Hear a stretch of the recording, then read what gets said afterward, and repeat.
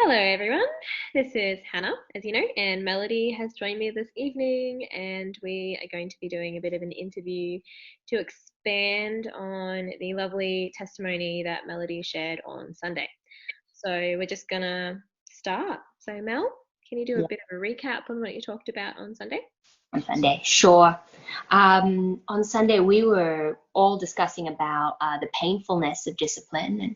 And for my own testimony, we were talking about how when correction comes, which is just one form of discipline, but I was just talking about how when correction comes, I generally feel the pain of it, feel the sting of it, and the reasons why I felt it, but also just over time what the Lord's taught me when it comes to like responding to it, and then the benefits that come from responding to it well, responding to it His way. So that was what I was sharing a little bit on Sunday. Um, there was an example of quite a painful time, probably one of the more painful times, which was when I was corrected about self-pity, which was an idol for me for many years and still a temptation, but definitely after the correction, which was the testimony, such a breakthrough, such a growth. And I'm so thankful for that difficult correction, really painful. So yeah, that was what we were sharing about on Sunday. But tonight, Hannah was just saying it would be great to get into the practicals a little bit more and maybe get a bit more specific with some things. Hey, Hannah. Yeah, for sure. I know I was really intrigued and inspired by what you shared on Sunday, and I'm really keen, I guess, just seeing how deep into it and maybe pull out a specific example where you learned a lot and were able to practice, I guess, what we're talking about. And the main point of what we're talking about is having the ability to choose despite pain and through Mm-hmm. pain. It's a huge lesson, and I think we'll be learning it for the rest of our lives. Like, we won't ever be perfect, but I know for sure that Mel has definitely had particular experiences where she has demonstrated a lot of self control in the sense where she made a choice, a specific choice. And as you shared earlier, it came with benefits and it came with an outcome. Um, Mm. so, yeah, Yeah. have you got an example for us? Yeah. We'll talk about that. The amazing thing is, just before we start the example, is we were talking about this before, Hannah, how it's character. It's again and again. The Lord wants us to grow, and it's almost like I was saying to Hannah before that you can overcome and you can even share a testimony, and then the next day there will be a challenge in that again. Yeah. That's really been my life where just again and again, the difficulty of hearing a rebuke or hearing a correction, and being a feeler as well, that's come again and again. And so when it comes to an example, I was thinking recently, so this year around this time, it happened where it was a time to grow, because I just remember the beginning of the year, there were some people I was sharing the Lord with, and over a long time there was rejections and there was difficulties, and they rejected the Lord and this kind of thing. And so just a few girls had been rejected. So this was like January this year, and I just remember not even realizing it, but starting to be quite cynical and quite starting to stop believing in people, starting to be quite hard-hearted, just because I just felt so much pain of so many girls having a sincere desire for them to know the Lord, but then not knowing the Lord. And I remember a specific time. I went to Paul and Rosa's house, and we were just talking and catching up because I hadn't seen them for months. Well, it seemed like months. I hadn't seen them for a long time, maybe 1 month. Yeah. Let's be careful there. Felt like that, but no, hadn't seen them for a while.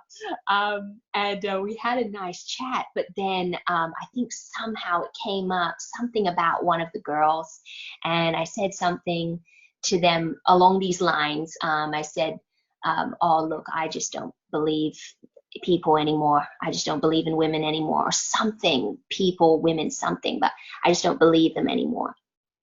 And I remember quite quickly they recognized it, and they said, um, cynicism won't protect you from life. If you think it'll protect you from life, it won't. Mm. Uh, what you need is hope, you know? And I remember hearing that, and a similar difficulty of before being corrected. I remember just hearing the words I didn't want to hear, you know? When I am in a wrong path, I want everyone to agree with me, you Mm. know? And they didn't, you know, and called it out, Yeah. correct. And I remember hearing it and thinking, wow, I feel really, oh, that you don't know how hard it is for you. You don't know how hard it is being for me. And so these kind of self-justification. Mm. I had these feelings of self-justification, but also another feeling was, oh no, I'm wrong again. I'm messing up again. Oh no, I've been responding wrongly. Oh no, they see me. This is the first time we've met in a month, and they're already correcting me. Like that was what I thought. I thought, oh, can we not have a time where I'm not correct? Can we have a time where I'm not corrected? You know, so there was that feeling of, I guess, pride, but in some sense, I guess, shame, because just feeling like, this is me, isn't it? I'm always falling into these traps. And Mm. I was just on that kind of thought of pain, and it was difficult because we're in a conversation, and I'm thinking, okay, I'm feeling pain. I'm feeling just well, the pain of, I guess, the rejection of all the girls. Mm. But then mixed in is this thought that, no, you don't know how hard it is to believe right now. You're asking me that I should believe people, but you don't know how hard it is to believe right now. No, you Mm. don't understand. And me feeling that they were asking me to do something that I couldn't do. Mm. Feelings. So just on that, so you're saying that you felt that they were asking you to do something that you couldn't do. So what exactly what can you say again what they were asking you to do? Um, believe the Lord. Like, drop the cynicism. Yeah, yeah. Drop the cynicism to Yeah, stop a thought pattern that was yeah, quite negative and uh, entrenched. entrenched with what was entrenched with, like self-pity or Yeah, well, that. self-pity was in there, and just like a lack of trust in people, which interestingly, another part that made it uncomfortable was I just didn't see that Mm. for this time I was in cynicism, not believing people, hard-hearted, not expecting the best, no hope, Yeah. uh, quite a hard heart where, for example, I could just give you an example. If one of the girls were to say, Melody, so good, the Lord's done something in my life, I'd be like, Prove it. right. And of Mhm. course, naturally, we need wisdom. But at that time, it was quite strongly a negative form of just, I guess, not trusting people and refusing to have that softness of heart that, oh, Mm. yeah, cool, And oh, great. Like yeah, protecting myself from life, like a barrier. It yeah, was and that came from, years of you sharing with the Lord, sharing the Lord with with people. people. Yeah, Yeah, sharing, yeah.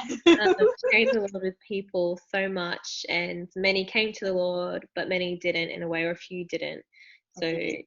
in a Yeah. way, did that sort of build the sort of melody, fake reality in a way that you'd expect girls to be falling away or as girls not to be responding? Um, It's a good question. Yeah. yeah, hence why you thought that you had to be cynical or pessimistic to protect yourself from disappointment. Is that? Yeah, yeah, protecting from disappointment. That's good. Yeah. Comes to the years building up, it could have been, but I just remember, I think it was that year, or let's say two, well, 1 to 2 years even. But yeah, it could have been just, how your mind always tries to collect evidence for your wrong patterns. Yeah. So I think I was collecting some evidence, which is terrible, keeping a record of stuff. Yeah. I think I was in that, but especially I think it was 1 or 2 years, especially that year, or the year just past, which was last year, especially last year. Mm. Yeah, so protecting myself from disappointment, but Mm. I wasn't believing the Lord, and there wasn't a softness of heart there. So it Yeah. was, uh, And during the time where you were being rather cynical and hard-hearted about the situation, was that a while before it was pointed out? Were you self-aware in that period of time? oh yeah, look, my I don't think I was, because I think that my self-awareness is low. I mean, many people say it's high, but I think perhaps it's because I'm a verbal processor, I think. Okay. So if I speak about stuff, I understand it better. I understand it in myself better. Hmm. Um, I think I might have mentioned something and someone might have said something, but I think that I was a bit resistant or thick. Whereas I think at that time, when it was mentioned, just that night, it was quite direct, you know. And so I tend to realize when it's really direct, unfortunately. So I'm trying to pick up the little signs, but I was unaware. I think it was a good month of being in that, before I was corrected Mm. direct about it. Um, Probably the girls were trying to drop me hints, but probably I was just not hearing it. I mean, probably if they were here, they'd probably say, "Yeah, look, we tried to mention it," you know. So that's the thing. I think I was quite resistant, and I guess self-justified in it. Yeah. So yeah, awareness not much. I guess, and that's what made it difficult to hear it, because of course I missed them, you know, brother and sister. So it sounds like, in a way, it took a certain method of delivering the message, and perhaps would you say it took a certain person to deliver the message, a certain role in your life to deliver that message? Would you say that's pretty Mm. accurate?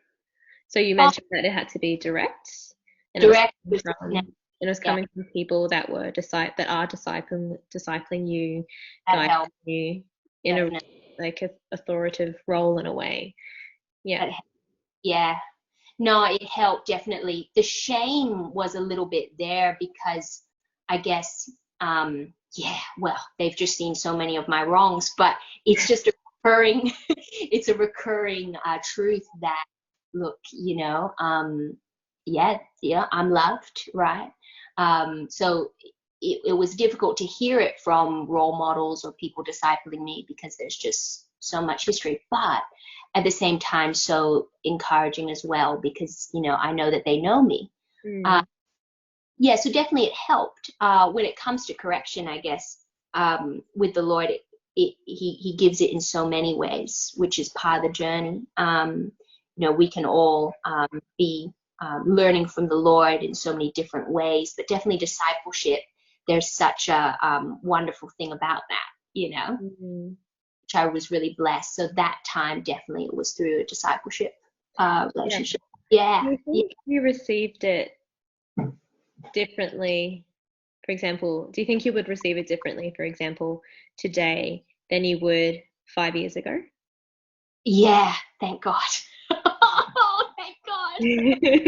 Is Yeah, that something to do with, well, a few things, but is that something to do with you walking with the Lord for a bit longer, maturing in Him for a bit longer, but also the fact that you've built more of a relationship and rapport with Paul and Rosie, that, they have, in a sense, not that they have to, but in a sense, over years, they've proved their love for you. They've proved that despite seeing your mistakes and your flaws, we still love you. We're still there for you. Do you think that was really helpful?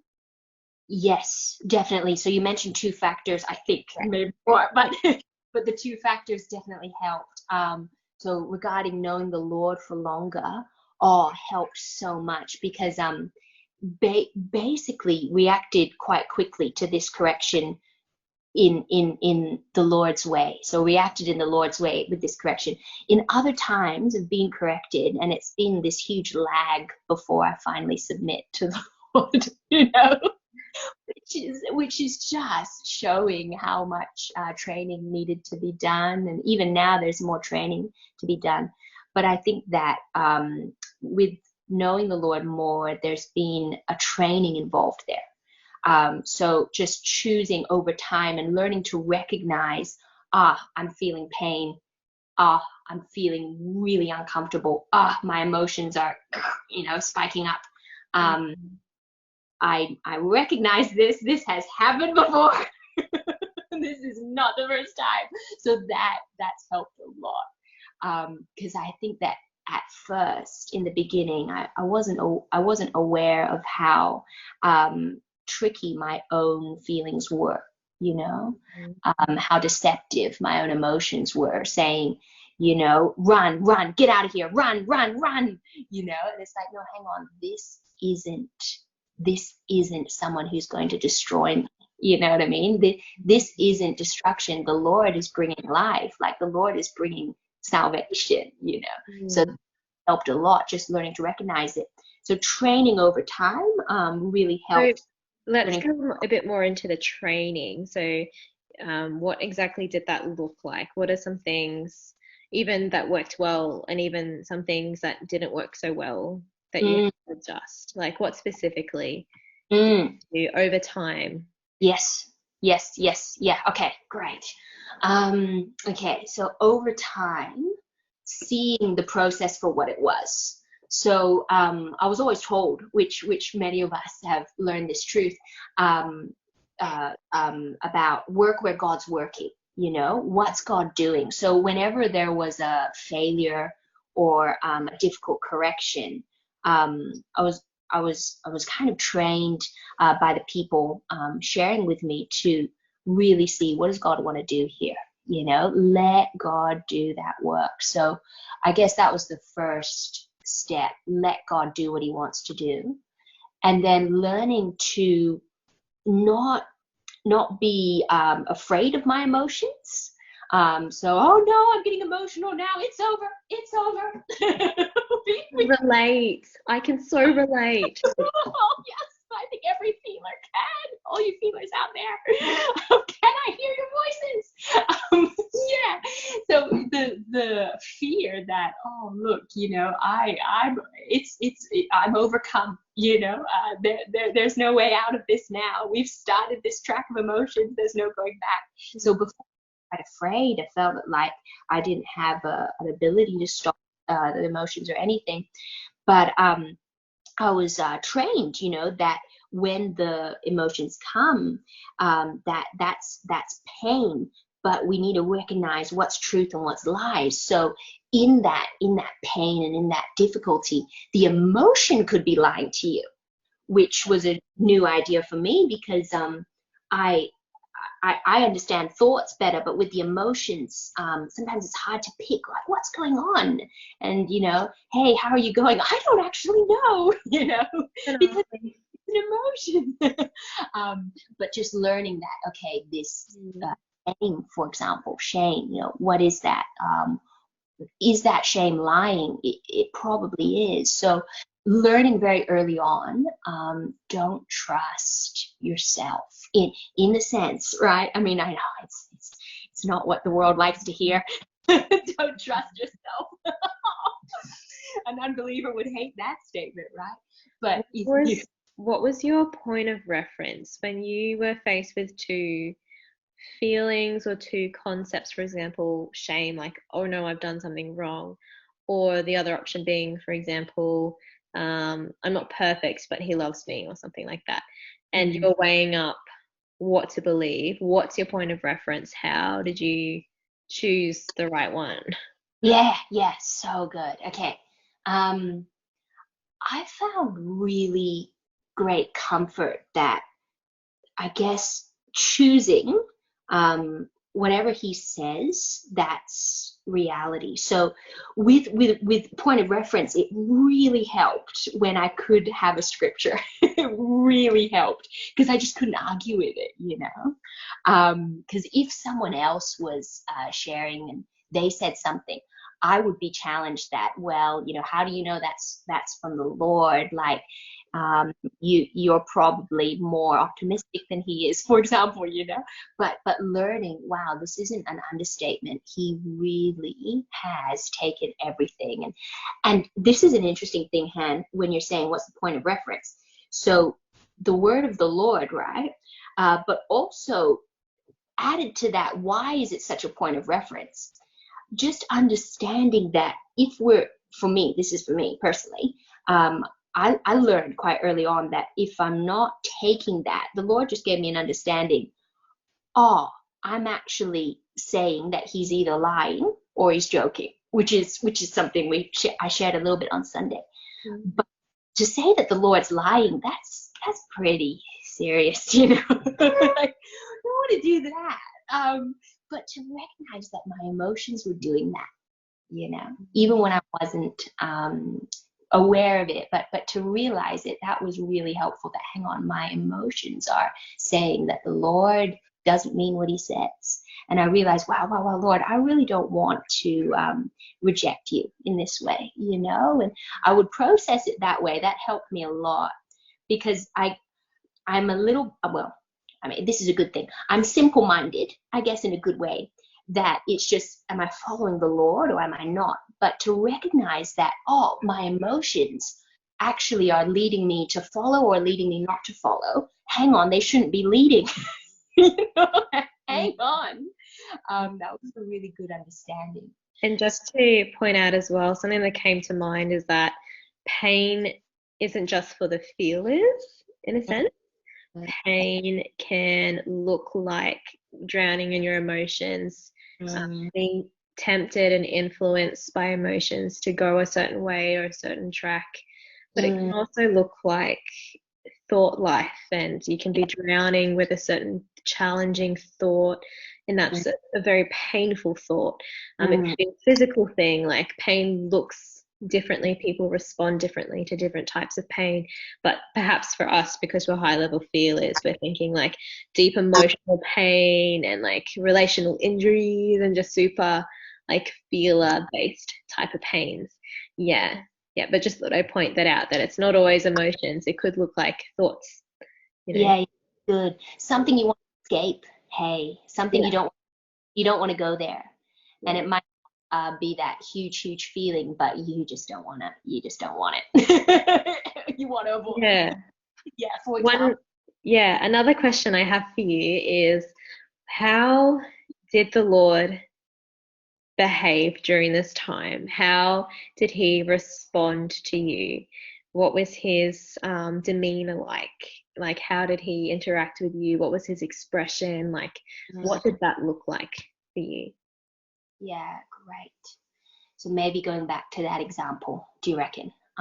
For with stoicism, not believing in people. Yeah. Uh, you know, at the time you don't really know. Like I mean, at the time I didn't really know, sorry. At the time I didn't really know, but I it's like when I look back, right, and there's that choice of, okay, I'm feeling this. This is uncomfortable. This is exposure. Yet they just hit it straight on the head. Cynicism, protecting yourself from life. Ah, wow. So I've been in this for a month, and we meet up, and you correct me. You know what I mean? So with this all going through my mind, what was the Lord's behavior? I think first of all, this is really cool. There's such a freedom with the Lord. So in all of that, in my heart, like if I'm listening to the truth in my heart, I'm feeling, Lord, I know that I'm free, and you're revealing this. So over time, I've realized that those difficult exposure moments, the Lord actually has freedom in the sense that he's not forcing you anywhere. So he's not a boundary breaker, right? Which is something we learned a bit last year with Chip Chat. But he's not a boundary breaker. So what's his heart? What's his behavior? It's like so much freedom, first of all, which is really wonderful to realize. Like that's just such a good basis, that he's not a boundary breaker. He's treating you as a child. Do you know what I mean? He's not treating you as a robot or a computer or you'll do what I want you to do kind of thing. But he's treating you as a child, giving you the correct training or consequences so that you choose. You choose the future, or you choose at that moment at least how you respond to the correction, right? Mm. So forcing of it that you will be happy now, you will be peaceful. It's like, no, I know this is hard for you, Melody, but you have complete freedom. Bringing this exposure, showing you that you're the walking dead at the moment. You are living in death, like, and I want you to have life, right? So there is exposure. And I guess I knew that this year when there was that difficult correction moment. I knew that. But that understanding the Lord's there, that clarity was, I guess, bit by bit, put in my heart. It's kind of like someone's character over time, right? And like before, when that time when there was the self-pity time, and that's the scripture was given to me about how the Lord disciplines those he loves. He's loving you. That's actually the truth, even if you're not feeling it. So I'm realizing that what's the Lord like at that time? What's his heart towards you at that time? It's love. So it's like I know it in my heart. I guess it's faith, isn't it? It's almost like every child wants, what? Every parent wants their child to believe that they love them, right? So you got to trust at the end of the day. I think of Ember, like Ember has to, well, not has to, but Ember trusts that she's loved. So there's still a trust there. Of course, very, very clear. But for as you mature, it doesn't depend on emotions. There's a trust, but that's with time. So I think that's what the Lord was like. And then so freedom, which is my daughter, what are you going to do? What are you going to do with this? How are you going to respond to this? Love, like this is real love, like not cheap love. This is, I care about you. I'm your dad, like that's so cool. So that's the second one. And then the third thing, amazingly, which again, I just trust this, is delight. Like, can you believe he actually delights in you as he's disciplining you? I just think, wow, Lord. And the only way it sort of makes sense is that the way that he would pay attention to me, it means that there is love, there is delight in his heart, that he would take the time to step into my life, reach out to me through this word of correction. So it's like, oh, I can kind of see it, but at the same time, I just think, wow, I just trust and so thankful, because it seems like I don't deserve delight in that moment, but it's how he feels. It's how he feels. So those three things, what a comfort. So that's been huge to understand that in my life. Yeah, that's really awesome, Mel. Really awesome. So just to kind of run through what we've talked about is we've talked about a bit of an example of Mel receiving correction and the process that she went through to deal with that and to respond to that, and how she made a choice between, does she believe what the correction is she self-aware enough, or even humble enough to recognize, yeah, I stuffed up, and then respond in a way that is transformative and that is filled with the Lord's grace, in a sense that she will grow from that she won't be crippled and she won't be destroyed by the correction, even though it's painful and uncomfortable, but instead she will choose to grow from it, recognizing that it's our own individual responsibility to choose whether or not to go through with it and come out the other end stronger for it. Because at the end of the day, we have free will. Like, I love that you pointed out that God himself was like, oh, daughter, like, baby girl, what you gonna do? Like, so good. Yeah. It's like, honey, I'm here with you. What are you gonna do? But yeah, I think if we were to choose the way that isn't to deal with it, and instead to cover it up, justify and make excuses, I have been there many a times, then we really miss out on something really special. And it honest, and Mel, from what I'm hearing, you've made some pretty good choices. Yeah. Um, and I really appreciate you bearing all this information and bearing your experiences to us. I think we can really glean from it. And I appreciate you as a sister to do that. It takes a lot of bravery. Mm. So thank you. I'm mindful that we have held people for a little while, so I'm gonna let everyone go soon, but just to throw it to Mel one more time for Yeah. tonight. Mel, Mm. if you could give a short piece of advice to anyone out there, specifically to our family, our group, when Mm. it comes to dealing with pain and making like responsible choices in response to God, what is Mm. your piece of advice? Yeah. In that time when it's painful, don't trust yourself, trust Him. That's what following really means. And it's a precious gift to Him, and it's life to us. It's life to me, it's life to you. So that was what I say. It's what I tell myself because I know that tomorrow I'm going to need this. It happens. Probably. Yeah, so definitely that's what I'd say. Yeah. Yeah. Mhm. Awesome. So don't trust yourself, trust him.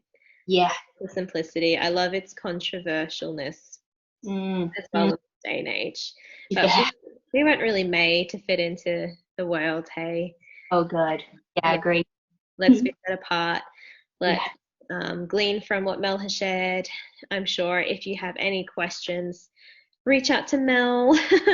I'm sure she's a very honest person, so she will tell you whatever you might need to know or learn in this time. Yeah. Thanks, Mel. Any last thoughts or anything Oh, else it's you want to great. share? Thanks for the questions. You did so well. No I worries. really appreciate it. Yeah. Thank you for answering and honesty. Love Yeah. you. All right. Love Love you too. you guys. Thank you. Mhm. Bye.